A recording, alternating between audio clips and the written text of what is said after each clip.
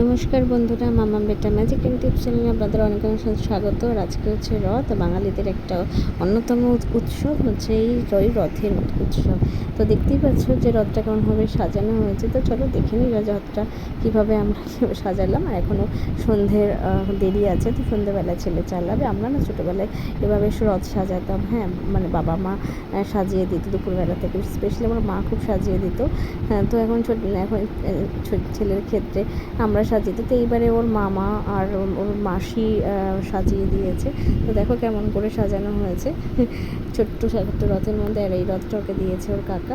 তো আমি ওকে চেষ্টা করি সমস্ত উৎসবে পার্টিসিপেট করানোর জন্য, কারণ তাহলে কী হবে, নিজস্ব কালচারের সঙ্গেও খুব ভালো করে পরিচিত হবে যে কোনটা আমাদের কালচার বা কোনটা অন্যদের কালচার, মানে অন্যদের মানে সমস্ত কালচারই আমাদেরই, ঠিক আছে। তো সেই বিষয়টা আমি ভেদাভেদ করছি না, আমি বলতে চাইছি যে মানে উৎসব অনুষ্ঠানের সাংস্কৃতিক দিকগুলোতে যত আমরা বেশি বাচ্চাকে ইনভলভ করবো, বাচ্চাদের দেখবেন খুব বেশি সাংস্কৃতিক এবং খুব বেশি কালচারাল তৈরি হবে। তো সেই ক্ষেত্রে আমি কথাটা বললাম। তো বাচ্চাদের সবসময় চেষ্টা করবেন সমস্ত উৎসব অকেশনে, সেটা ক্রিসমাস হলে ক্রিসমাস, বা সেটা ঈদ, মহরম, মানে যখন যে হলিডেগুলো যে আমরা পাই, তো সবগুলোতে স্পেশালি বাচ্চাদেরকে বোঝাতে না।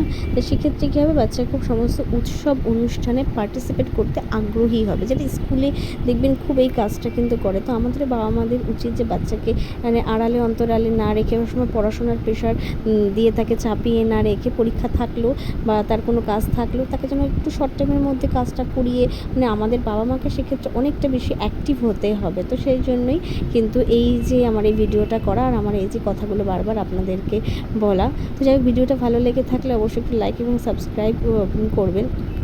এই রথটা অলরেডি মোটামুটি সাজানো হয়ে গেছে। আর কেমন সাজানো হয়েছে অবশ্যই কমেন্ট করে কিন্তু বলবেন। আর আপনারা কেমন রথ সাজিয়েছেন অবশ্যই সেটা একটু কমেন্ট করে জানাবেন।